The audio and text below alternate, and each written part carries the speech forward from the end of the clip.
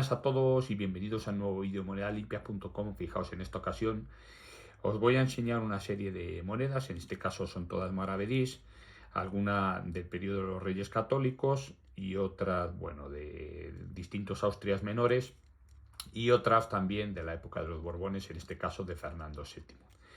Este vídeo nos viene muy bien a colación de lo que Numismática Activa considera en uno de sus preceptos, que es: la numismática no se puede entender sin el coleccionismo. Hay otro tipo de investigaciones numismáticas que sí que es cierto que a lo mejor pueden estar un poquito más alejadas de lo que es el propio coleccionismo, pero otro tipo de numismática y otro tipo de estudios están íntimamente relacionadas a lo que es el coleccionismo. Sin el coleccionismo no se podría entender este tipo de estudio. ¿Por qué?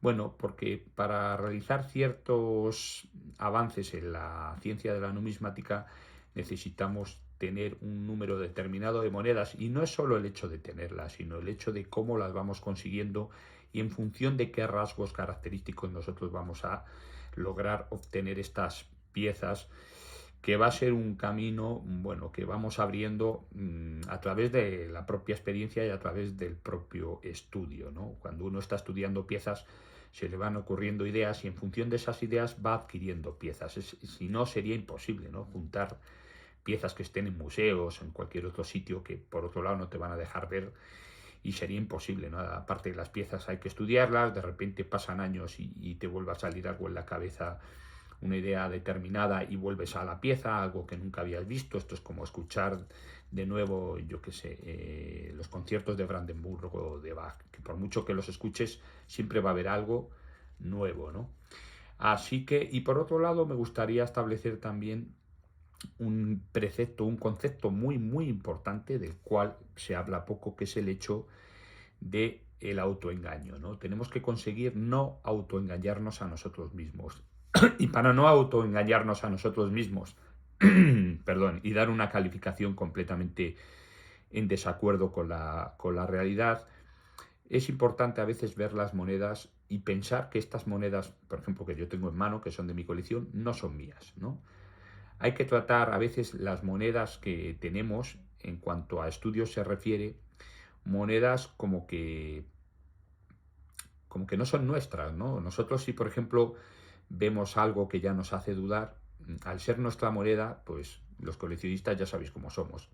Pretendemos tener lo mejor y demás, pero eso no está acorde a la realidad. La realidad es que hay veces que tenemos monedas que nos gustarían que fueran de una forma y no sabemos si es de esa forma o de otra, ¿no? Si esas monedas mismas fueran de otra persona, tendríamos menos prejuicios a la hora de juzgarlas. Así que hay que intentar basarse en la ciencia y para no llevarnos al autoengaño, ¿no?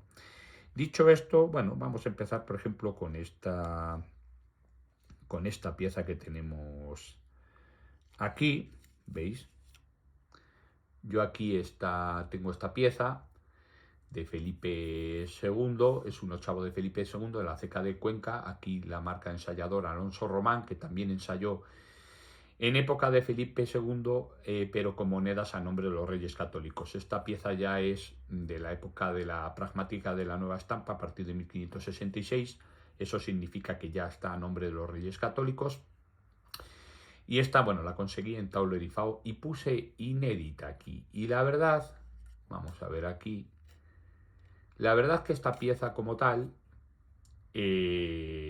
estudiándola bien y mirando el Sanaulla, en función de lo que sería la catalogación del Sanaulla, sin mirar el López de la Fuente, esta pieza sería inédita. ¿Y por qué es inédita? Mirad, si la acercamos aquí bien, no sé si puedo dar aquí un poquito más de luz, así, no la voy a sacar del cartoncillo. Si la miramos aquí bien, donde está la marca de ceca, que es una C ya latina, más romanizada, no es una C gótica, que sería una especie de D. Si miramos esta C, vamos a observar cómo en todas las monedas lo diré, que aparecen en el catálogo de Sanaulla, aparecen acotadas por dos puntos, un punto superior y un punto inferior en este caso. El punto superior no lo vemos porque se escaparía a lo que es el cospel, pero el punto inferior debería estar aquí al final del está de la base del castillo y no aparece.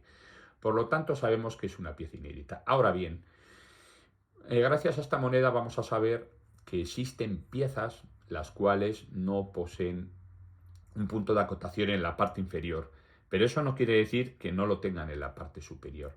La lógica nos hace pensar que si no tienen en la parte inferior, en la parte superior tampoco lo tengan.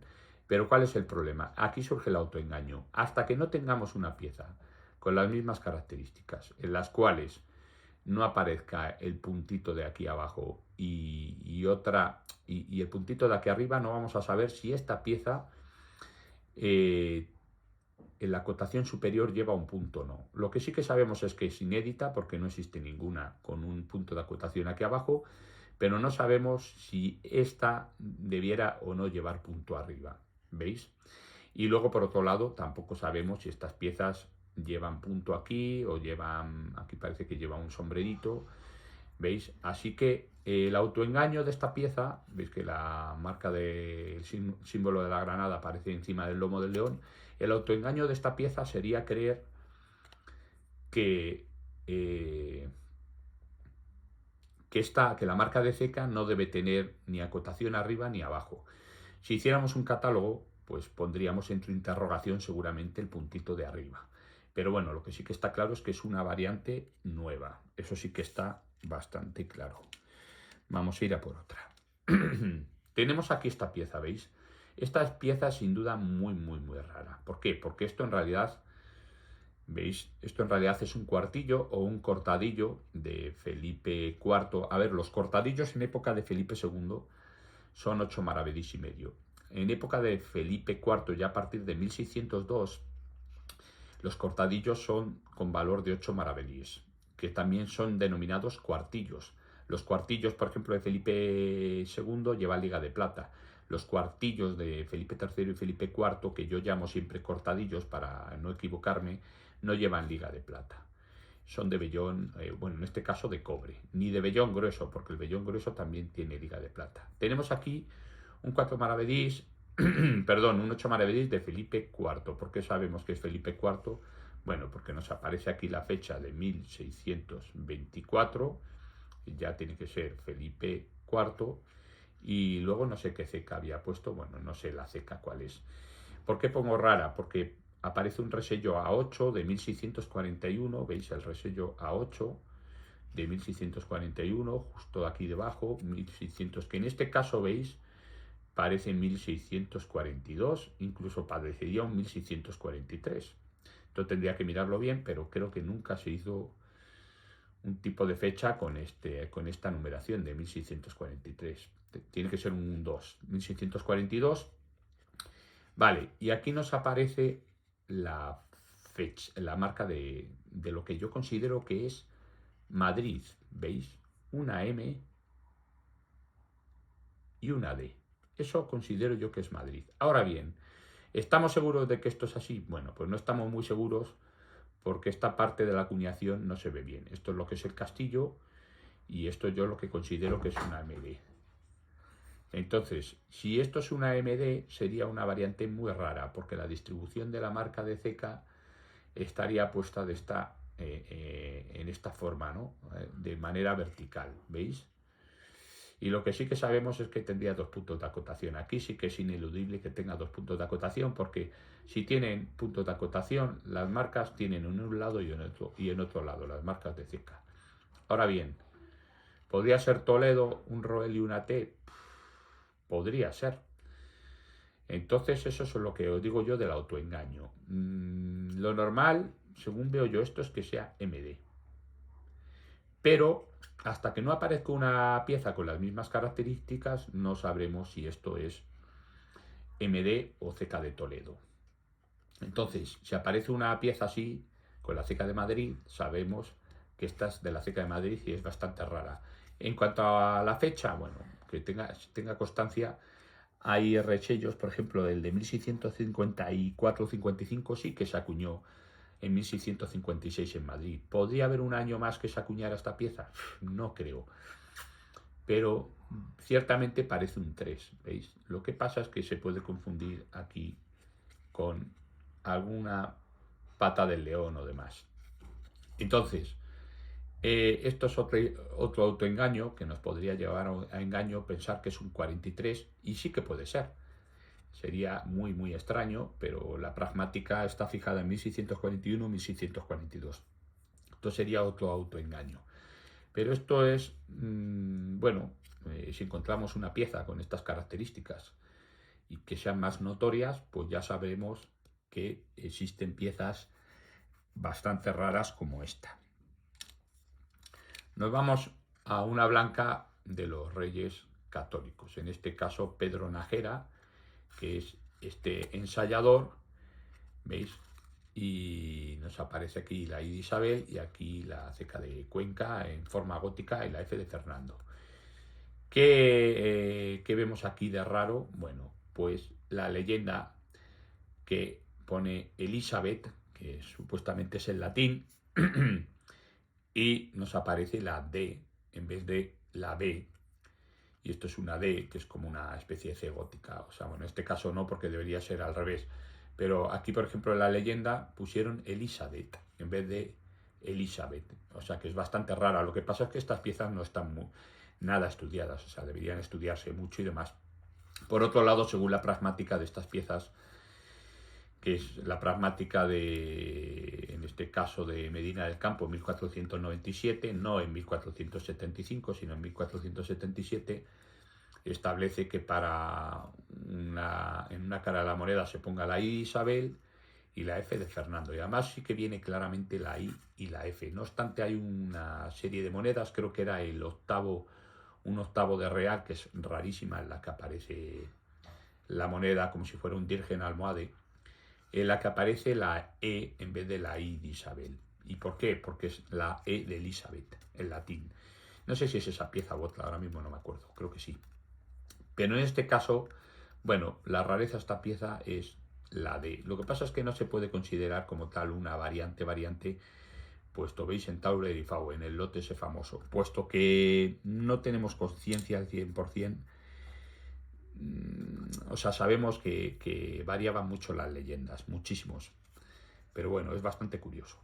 Aquí tenemos otra pieza que sería ultra rara, también del lote Torre de Fau, si verdaderamente fuera de Felipe III. De estas piezas de Sevilla se acuñaron cuartillos, pero muy pocos cuartillos. En este caso, cuartillos cortadillos, ¿no? Y aparece por un lado la marca de ceca, la S, veis ahí, que se ve perfectamente bien. Lo que pasa es que tiene un resello A8 de Madrid, de la ceca de 1641, que no lo he puesto aquí. Veis, aquí aparece 1641, 1641. Y aquí el valor 8 de la moneda original. Claro, esta pieza puede ser o bien de Felipe III o bien de Felipe IV. No tenemos mucho más datos de esta moneda en especial, pero mirad, tengo el Sanaúya aquí, vamos a verlo. Vamos a verlo, vamos a verlo. Mirad, mirad, a ver. Aquí tengo el Sanaúya. Y esta pieza podría ser, esta es de Felipe III, mirad el precio que podría adquirir, que no es un precio, pero bueno, es una pieza muy rara, muy rara. Y bueno, yo teniendo en cuenta que he mirado las piezas de Felipe IV con la S de Sevilla, todas las cecas de Felipe IV todas las monedas de Felipe IV de 8 maravedís con la ceca de Sevilla parecen acotadas. Esta es la única y hay 4 o 5 variantes. La S suele ser más finita y esta, sin embargo, es una S más gordita. También hay diferencias en el castillo, pero no vamos a poder observar esto porque no vemos el castillo aquí. No lo vemos porque tenemos el resello. Sin embargo, estas piezas parecen estar peor acuñadas o peor conservadas, o la única que se conserva con respecto a las de Felipe IV. Esta es de Felipe III, ¿no? Y esta también veis que está bastante mal conservada. No sé si la acuñación era floja y demás. Ahora bien, ¿esta pieza nos puede llevar a autoengaño? Bueno, en este caso yo creo que no. Y os digo por qué, mirad. Normalmente el punto en las de Felipe IV aparece aquí. No hay ninguna que aparezca sin punto. A no ser que sea una variante nueva, aquí aparecería el punto. Sin embargo, aquí, ¿veis? No tiene punto. Si apareciera el punto, porque esta parte de la moneda está bien acuñada, aparecería aquí y aquí, justo encima. Es decir, no lo taparía el resello porque aquí ya se va a cerrar la S.